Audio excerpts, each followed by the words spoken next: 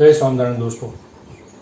तो ધોરણ 9 મેથ્સમાં chapter number 2 બહુપદી આપણે સ્ટાર્ટ કરીએ છીએ અને ફર્સ્ટ ટર્મના એક્ઝામમાં આ ચેપ્ટર આવે છે, એટલે આપણે સ્ટાર્ટિંગમાં ફર્સ્ટ ટર્મના જે ચેપ્ટર હોય એ જ આપણે લઈશું.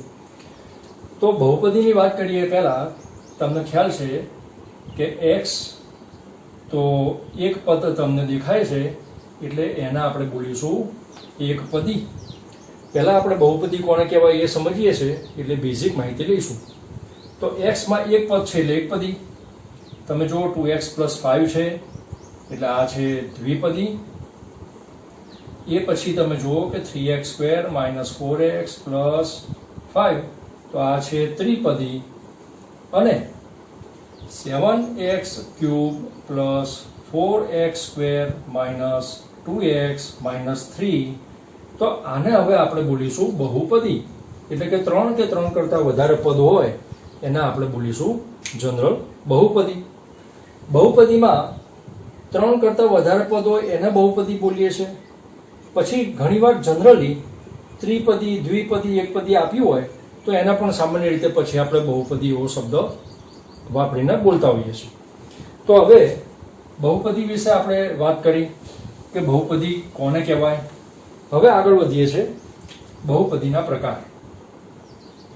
તો બહુપદીના પ્રકાર એ બે રીતે આપણે જોઈએ. એક તો ચલના આધારે અને બીજું ઘાતના આધારે.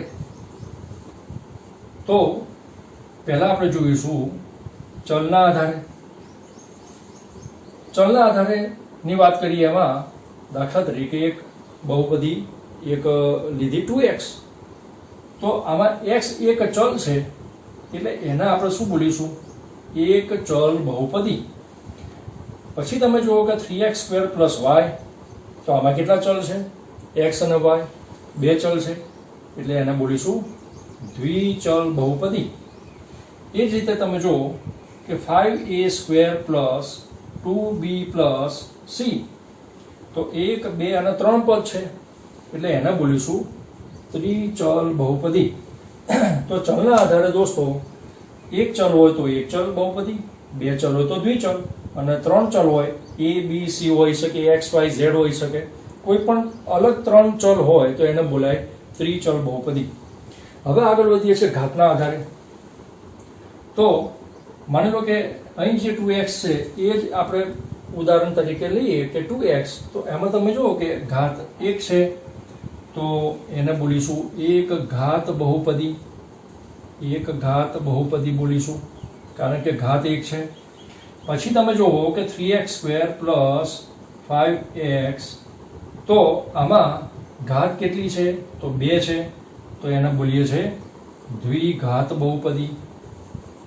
એ જ રીતે હવે આગળ વધીએ 4y³ - 3y² + 5y - 2 તો આ બહુપદીમાં મોટામાં મોટો ઘાત કયો છે તો મોટા મોટી ઘાત છે 3 એટલે એને બોલીએ છીએ આપણે ત્રિઘાત બહુપદી. તો આ રીતે આપણે બહુપદીના પ્રકાર જોયા. એમાં ચલના આધારે જોયું અને ઘાતના આધારે જોયું. તો ચલ એટલે કે એક, પછી અહીંયા બે ચલ અને અહીંયા 3 ચલ હોય તો એ અલગ પ્રકાર થાય અને એના પ્રમાણે નામ થશે. એ જ રીતે અહીંયા એક ઘાત, અહીં બે ઘાત અને અહીંયા 3 ઘાત. બહુપદીની મોટામાં મોટી ઘાત લેવાની. એ મોટામાં મોટી ઘાત એ 3 ઘાત. એના આધારે એટલે કે ઘાતના આધારે પણ બહુપદીના પ્રકાર જોયા. હવે પહેલી વાત એ છે કે આટલું સમજ્યા પછી બહુપદી હોવા માટેની શરત શું? બહુપદી હોવા માટેની શરત તો કોઈ પણ અભિવ્યક્તિ એટલે આને આપણે સમજી લો કે એક અભિવ્યક્તિ છે. તો કોઈ પણ અભિવ્યક્તિમાં ચલનો ઘાતાંક એ ધન પૂર્ણાંક હોય. ચલનો ઘાતાંક કેવો હોવો જોઈએ? ધન પૂર્ણાંક હોય તો જ એને બહુપદી કહેવાય. તો અહીંયા તમે જુઓ કે આ ચલનો ઘાતાંક 2 છે એ પ્લસ છે તો આ છે પ્લસ છે. પૂર્ણાંક છે તો આ પૂર્ણાંક છે. તો ધન પૂર્ણાંક હોય દાખલા તરીકે b ની ઉપર 1 ઘાત છે તો એ પણ ધન પૂર્ણાંક છે, તો એને બહુપદી કહેવાય. પરંતુ જો અહીંયા આગળ 5a માં એ ચલ છે એની ઉપર માની લો કે આ રીતે 2/3 હોય, એટલે કે અપૂર્ણાંક થયો, તો એ બહુપદી કહેવાય નહીં. ઉપરાંત અહીંયા 3x ની ઉપર -2 ઘાત હોય તો એ પણ એ ઋણ છે, એટલે કે ધન નથી, એટલે એને પણ બહુપદી કહેવાય નહીં. તો બહુપદી હોવા માટેની શરત શું થઈ? ચલનો ઘાતાંક શું હોવો જોઈએ? ધન પૂર્ણાંક હોવો જોઈએ. તો આ બધી બેઝિક માહિતી લીધી દોસ્તો આપણે, અને હવે આપણે આગળ વધીએ છીએ સ્વાધ્યાય 2.1 પર. સ્વાધ્યાય 2.1 તમે જો, એનો પહેલો એક્ઝામ્પલ છે. બુક ના હોય તો આ લેક્ચરમાં તમને નીચે એની લિંક આપી દઈશું, તો એ લિંક ઉપર જઈ અને તમે PDF તમે ડાઉનલોડ કરી દેજો. તો પહેલાં આપણે બુક અનુસાર સ્વાધ્યાય 2.1માં તો જોઈએ છે કે નીચે આપેલી અભિવ્યક્તિ પૈકી, હું રકમ વાંચી સંભળાવીશ તમને, કે નીચે આપેલી અભિવ્યક્તિ પૈકી કઈ બહુપદી એક ચલવાળી અને કઈ બહુપદી એક ચલવાળી નથી? તો તમારા જવાબ કારણ સાથે આપો, એવો ક્વેશ્ચન છે. તો ક્વેશ્ચન નંબર 1, શોર્ટમાં હું ક્વેશ્ચન લખી દઉં છું અત્યારે, કે બહુપદી એક ચલવાળી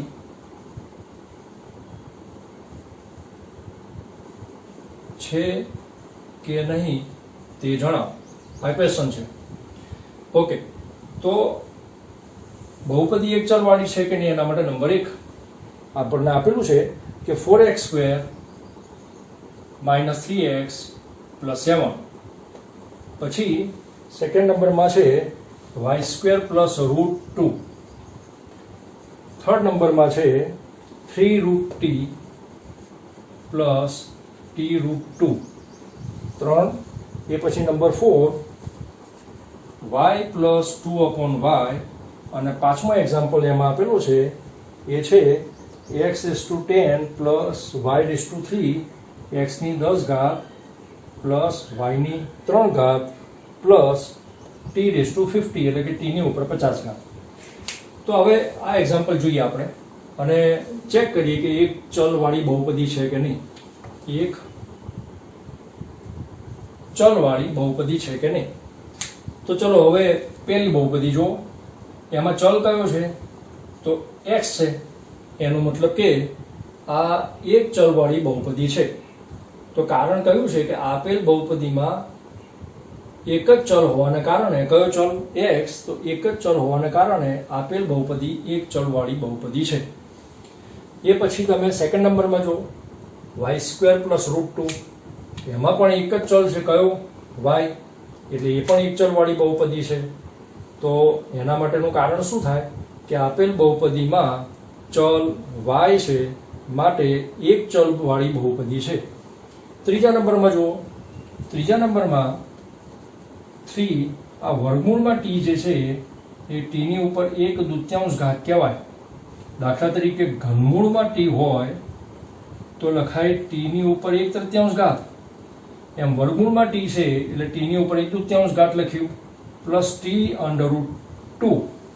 હવે આપણે હમણાં જ આગળ વાત કરેલી કે બહુપદી હોવા માટેની શરત પ્રમાણે આ અપૂર્ણાંક છે. તમે જો, પૂર્ણાંક નથી, એટલે આપેલ અભિવ્યક્તિમાં પ્રથમ પદમાં t નો ઘાતાંક કેવો નથી? પૂર્ણાંક નથી. માટે આપેલ અભિવ્યક્તિ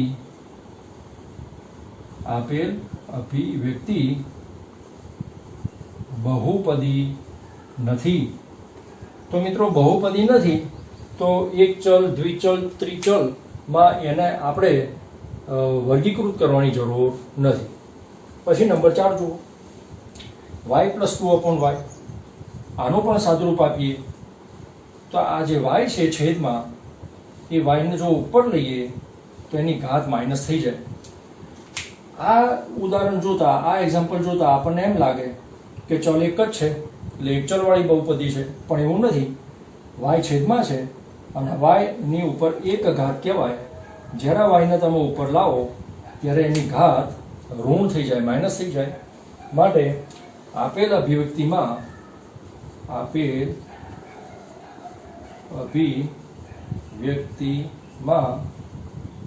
બીજા પદમાં ચલ y નો ઘાતાંક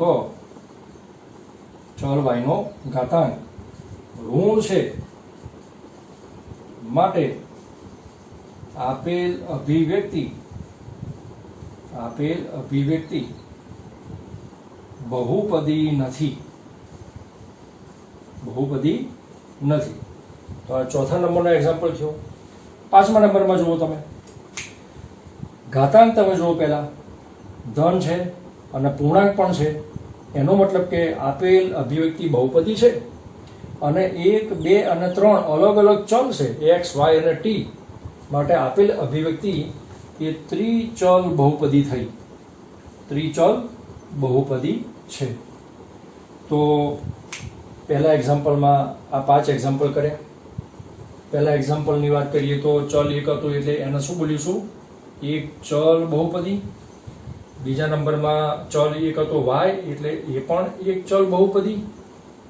ત્રીજા નંબરમાં દોસ્તો ચલ t એક જ છે, પરંતુ અભિવ્યક્તિ બહુપદી નથી, કારણ કે t ની ઉપર અપૂર્ણાંક છે, તો એ બહુપદી નથી. નંબર 4માં પણ આપણે જોયું કે y છેદમાં છે, એનો ઉપર લઈએ તો એનો ઘાતાંક ઋણ થઈ જાય છે, એટલે એ પણ અભિવ્યક્તિ એ બહુપદી નથી. અને નંબર 5માં જોયું કે બધા જ જે ઘાત છે એ ધન પૂર્ણાંક છે, 3 ચલ છે, માટે ત્રિચલ બહુપદી છે. તો પહેલો એક્ઝામ્પલ કમ્પ્લીટ કર્યો. હવે બીજા એક્ઝામ્પલ પર આગળ વધીએ છીએ.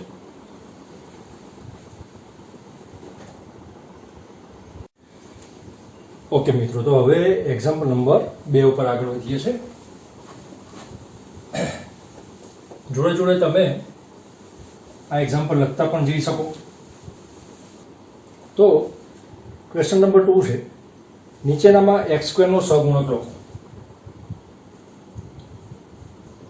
x² નો સહગુણક લખો.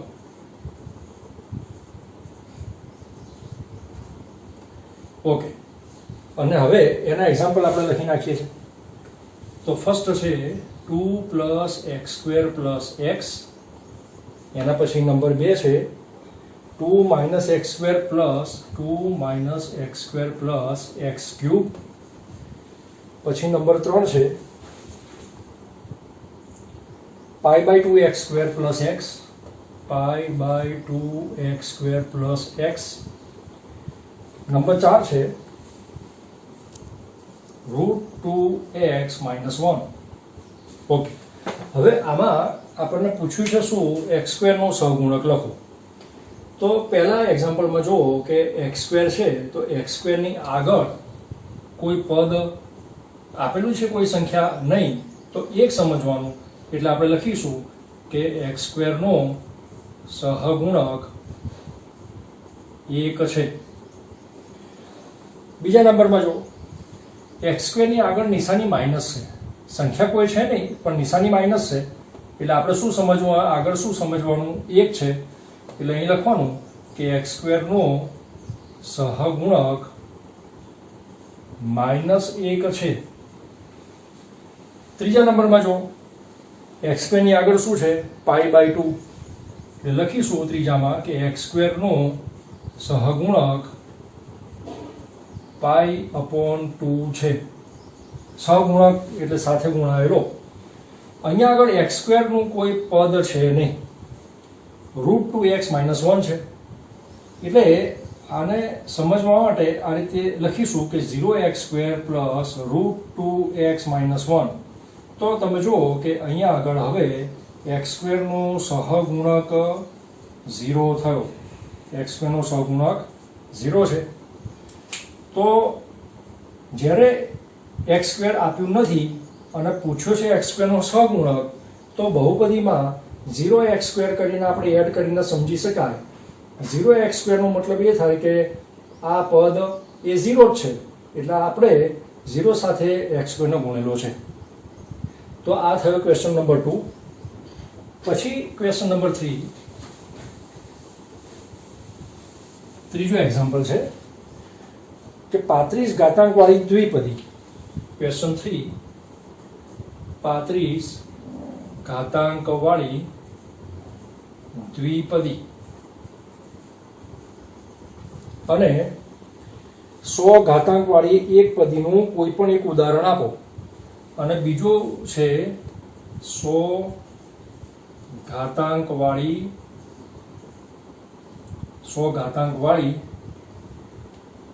એક પદીનું ઉદાહરણ.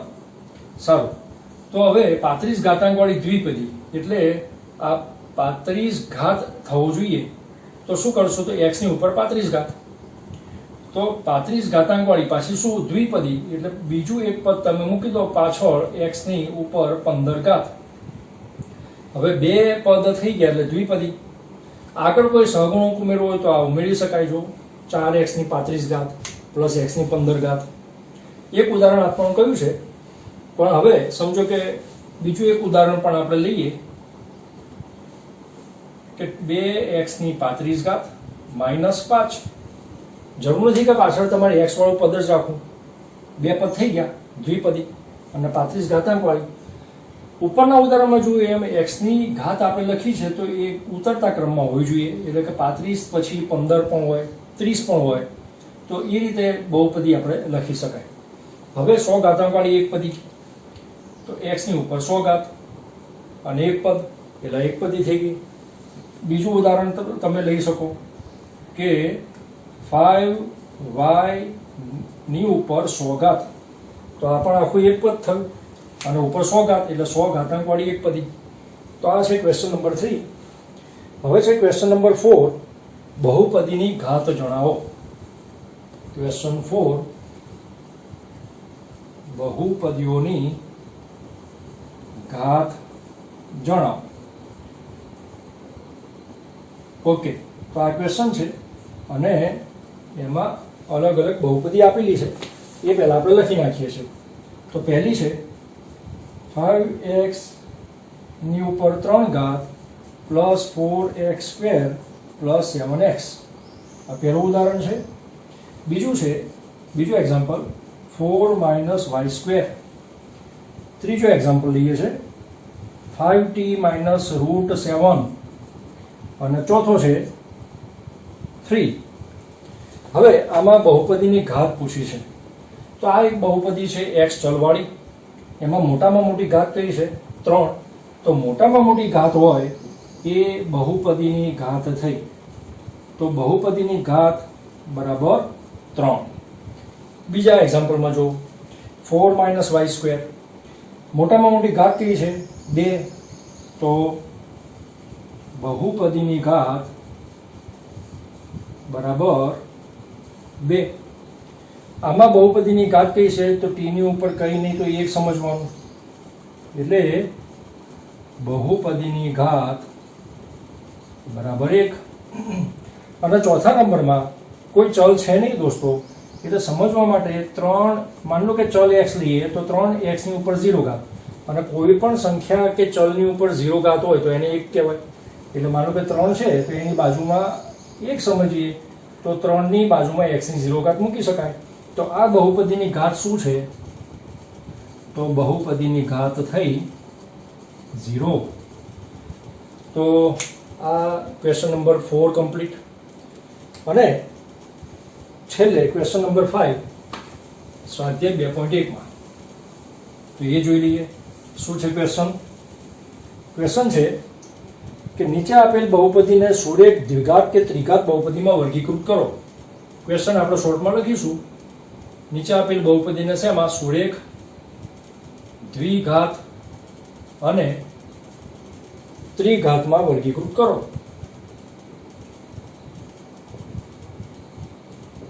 હવે અલગ અલગ બહુપદીઓ આપણને આપેલી છે એ લખી નાખીએ પહેલા. તો નંબર 1 એમાં છે x² + x. Number 2 x - x². 3 y plus y square plus 4. ચોથા નંબરનો એક્ઝામ્પલ છે, ચોથા નંબરનું 1 plus x. Number 5 3t. Number 6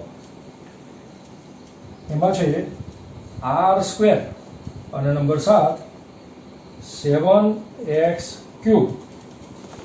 okay, હવે સુરેખ દ્વિઘાત અને ત્રિઘાતમાં વર્ગીકૃત કરવાની છે આ બધી બહુપદીને. એમાં દરેક બહુપદીની ઘાત જોવાની. તો આ બહુપદીમાં મોટામાં મોટી ઘાત કઈ છે? 2. એટલે આપેલ બહુપદી કઈ થઈ? દ્વિઘાત બહુપદી. આમાં પણ મોટા મોટી ઘાત 2 છે એટલે આપેલ બહુપદી દ્વિઘાત બહુપદી છે. ત્રીજામાં પણ બહુપદી તમે જુઓ એમાં મોટા મોટી ઘાત 2 છે એટલે દ્વિઘાત બહુપદી. ચોથા નંબરમાં x ની ઉપર એક ઘાત છે એટલે એને આપણે બોલીશું એક ઘાત બહુપદી અથવા એનું બીજું નામ સુરેખ બહુપદી. પાંચમા નંબરમાં પણ t ની ઉપર એક ઘાત છે એટલે ફરી પાછું એ પણ એક ઘાત બહુપદી અથવા સુરેખ બહુપદી કહેવાય. છઠ્ઠા નંબરમાં ઘાત કેટલી છે? 2 છે એટલે દ્વિઘાત બહુપદી. અને સાતમા નંબરમાં દોસ્તો ઘાત કેટલી છે? 3 એટલે આ કઈ ઘાત બહુપદી થઈ? ત્રિઘાત બહુપદી. તો આ રીતે સ્વાધ્યાય 2.1 ના 5 એક્ઝામ્પલ આપણે પૂરા કર્યા. નેક્સ્ટ પીરિયડમાં સ્વાધ્યાય 2.2 ઉપર આગળ વધીશું. તો જોડે જોડે દોસ્તો તમે નોટ બનાવતા રહેજો, પ્રેક્ટિસ કરતા રહેજો. તો આ રીતે સ્વાધ્યાય 2.1 કમ્પ્લીટ કર્યું. નેક્સ્ટ પીરિયડમાં આગળ વધીશું. દરેકને જય સ્વામિનારાયણ.